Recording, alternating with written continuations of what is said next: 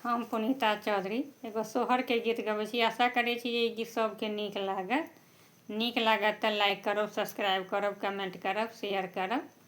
Facebook पर जँ देखै छी तऽ फॉलो जरूर करब। जय मिथिला, जय मैथिली। धन्य धन्य धन्य राजा दशरथ,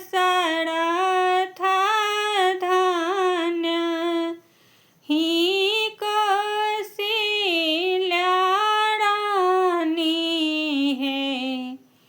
ललना रे धन्य अयोध्या राज की राम जी जनम लेल रे। ललना रे धन्य अयोध्या राज की राम जी जनम लेल रे। आबथु पंडिता पुरहिता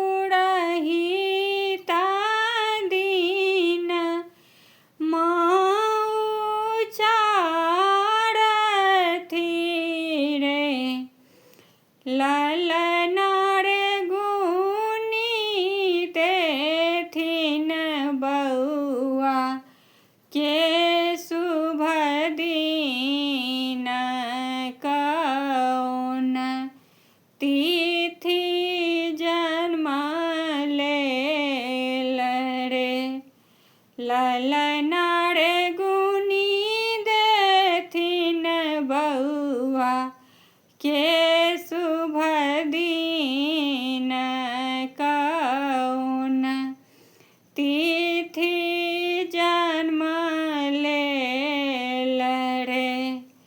चैत मास राम के जनम भेल बुद्धि सर्वश्रेष्ठ छनि रे। चैत मास राम के जनम भेल नवमी तिथि छल रे। ललना रे बारह बरस के रहे ता कि बन खंड से बथिन रे।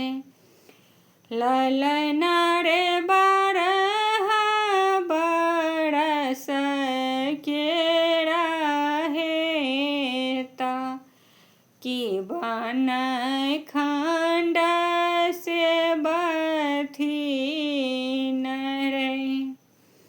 एतबा बचन राजा सुनलनि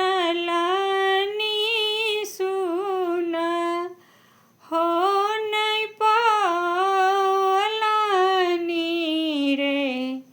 ललना रे येरी मोरी टनलनि चदरिया की अब नहीं बाँचब रे।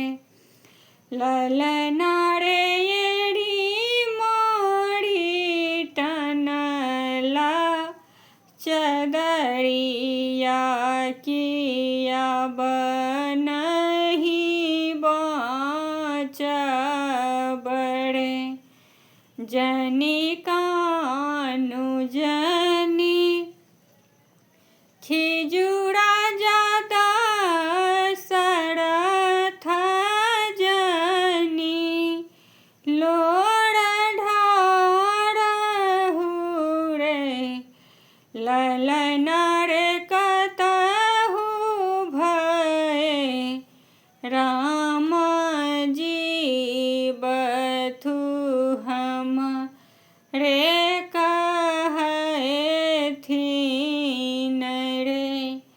लय लय